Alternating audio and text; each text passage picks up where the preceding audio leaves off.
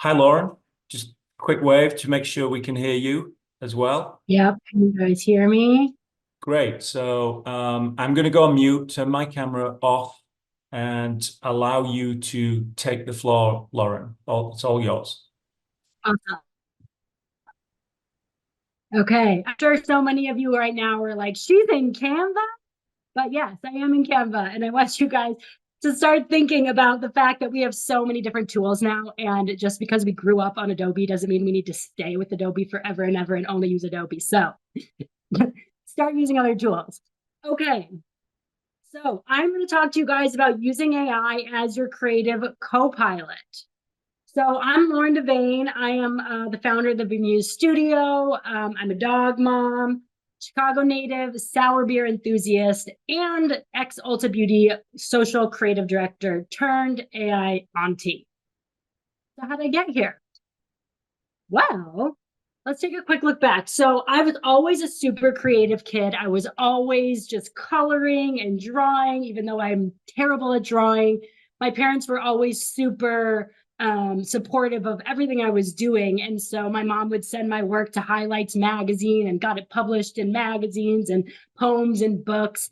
I taught myself Photoshop when I was 10 because my dad was in software and built us computers that we had in our rooms as kids in the 90s, which was a little wild.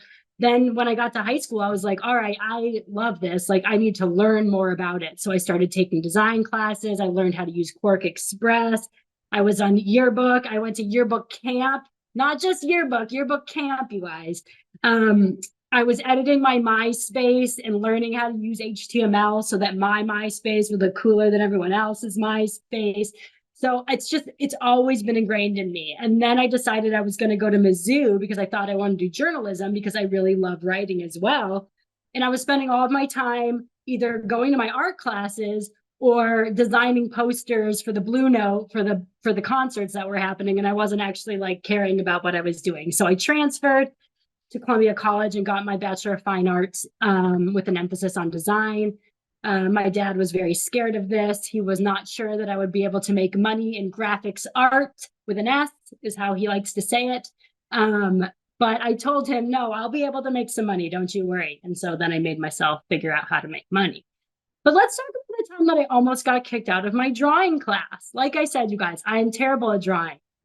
So I would go and make a little scene. I would take a picture of the scene. I would take the picture to school, put it on the light box, and then trace the scene that I was going to present as my drawing. And my teacher literally was like, what are you doing? Me and my friend were both doing the same thing because we were bad at drawing. And so he's like, who's doing whose work?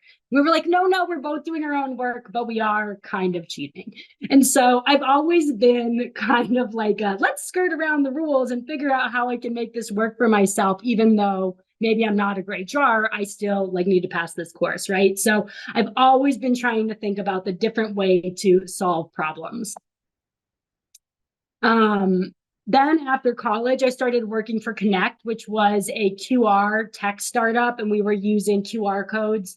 And I literally was just thrown into it. There was 9 of us working there. I was the only designer, so I created all of our marketing materials.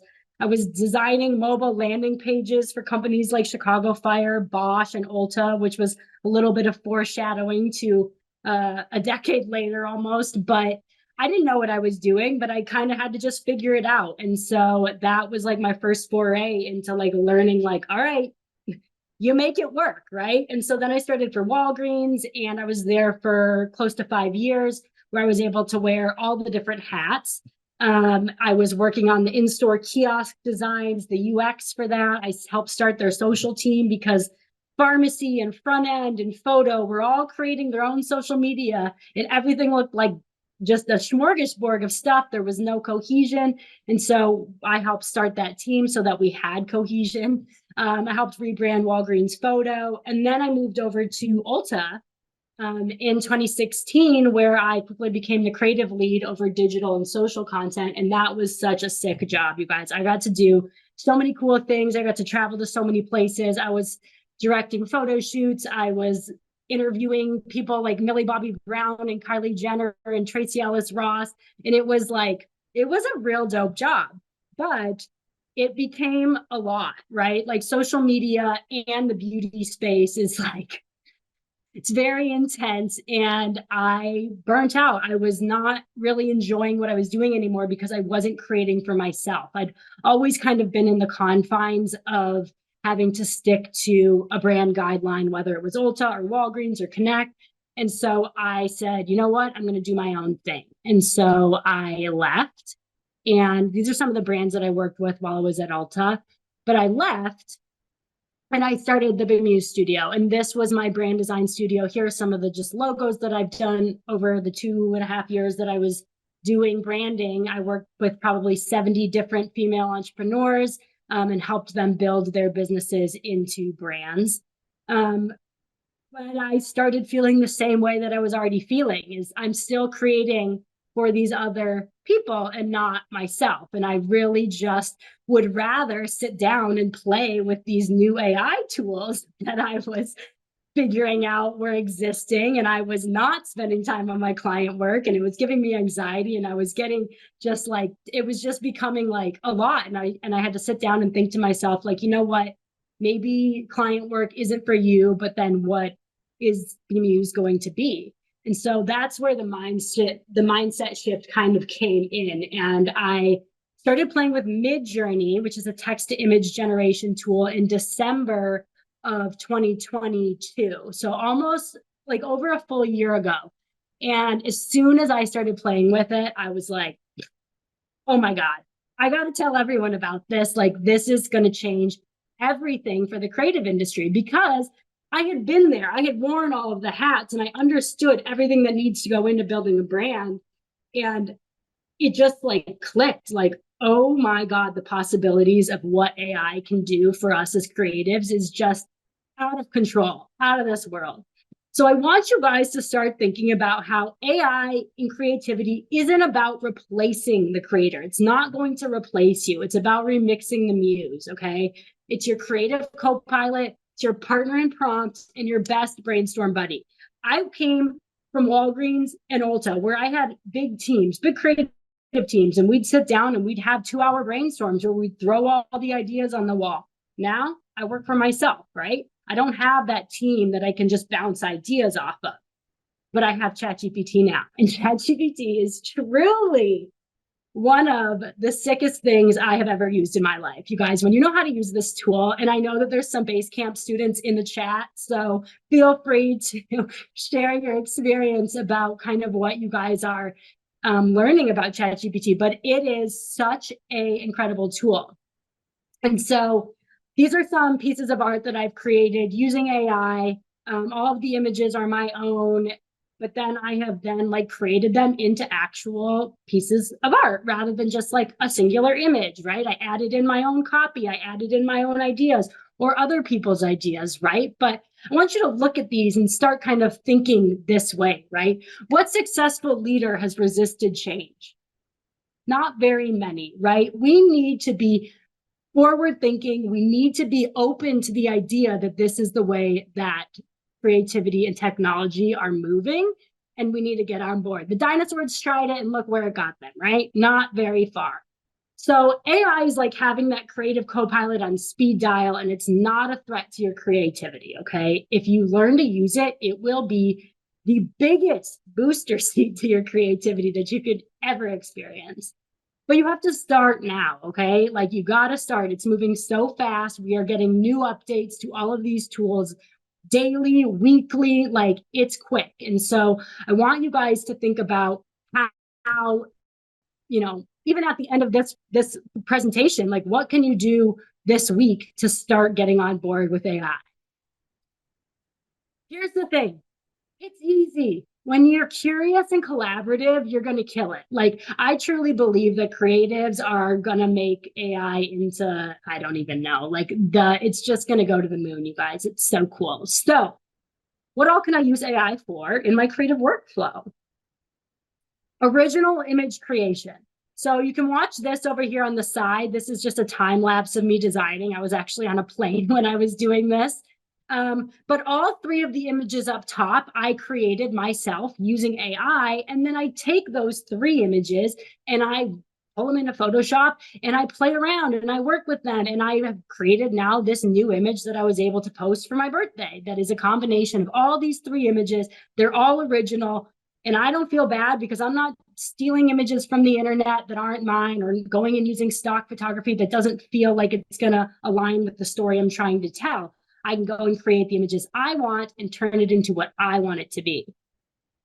Rapid ideation, you guys, this is a massive one, right? So being able to come up with multiple iterations of an idea in record speed. Look at these. Look at these. These all look like they work together as like a group. But maybe it's like, okay, well, what do we like about this one? What do we like about this one? What do we like about this one? Oh, we like the way that this is shaped. Oh, we like the arms over here. Oh, I like the metallic over here, right? So it's like you're able to just get all of these ideas right in front of you. Same here for logos, right? So Cosmo Club is going to be my monthly membership for AI, people that want to stay in the know, creatives, business owners. Look at, in just like 2 minutes, you can pop up all these different concepts that you could possibly use. And yes, they're all the same idea where it's a martini glass in space, but they're all executed very differently, right? And so it's like, how can you use AI to help you come up with those ideas a lot faster? Shoot planning. You guys, when I was at Ulta, we were planning so many shoots. I was going out to LA all the time to have our quarterly shoots. And you know how many times we would have to like reshoot stuff because we didn't get the shots we wanted because we didn't necessarily have the exact plan. Now you can literally plan out your photo shoots and say like, all right, this is like the clothing that we're going after. This is the lighting we're going after. These are the shots we want, right? So there's a way that you're able to plan ahead and avoid having to do reshoots or things like that. Rework your original concepts into something even better. So these 2 images, the orange one and the teal one, I designed in Illustrator. And then I brought them into Modify, and Piers is going to talk about Modify after me. But I was able to create totally new versions of what I created in their tool that are just going to stand out so much more in my feed, right? Like this is so much sicker than this. And I'm just like, I've always been about collage. So being able to create quick collages out of my work where I just had to do the type, like chef's kiss. I'm obsessed. You guys, Modify is so cool. I'm excited for you guys to learn about it. And then brand building. I'm loving using it for brand building. So one of my clients, when I was doing branding, was a boutique lawyer. We came up with all these really fun, specific graphics that she could use that felt like no one else is going to have graphics like this. We made her custom mock-ups for her, all of her privacy policies and her contracts. And now she stands out. When I started working with her, she had like maybe 2,000 followers. She's almost up to like 40,000 followers, not because of my branding, obviously, like it's part of it, but that's the thing is like when you've got this original stuff that no, it doesn't look like anyone else, you have that ability to really just stand out from the crowd. Here was a podcast that I worked on, and we created this image of the 2 chairs to be the podcast cover art, but then I blew it out, and now they can use it for all these different templates on social. And we've got all these different ways that it comes together. And same here, I created an entirely fake brand called Nova Muse, came up with the logo using AI, came up with all the images, came up with like what would the food look like, created mock-ups. So we got all sorts of really cool things you guys can do. And then same here is using it for brand building is Basecamp, which is my course that I'm teaching how to use ChatGPT in your creative workflows or your business workflows. And it's a little nod to AI inside of the Muse Studio, but it's also Basecamp where we all come together and really go off to explore this new tool that we all have access to. But it seems a little bit scary, right? And so it's like, how can I make it easier for you guys to understand how to use these tools to your advantage and how to be able to really implement them? And so that's what Basecamp is doing. If you guys are interested, it has launched. It launched maybe a month ago, 3 weeks ago. We've got a bunch of people that have already gone through it and they're loving it.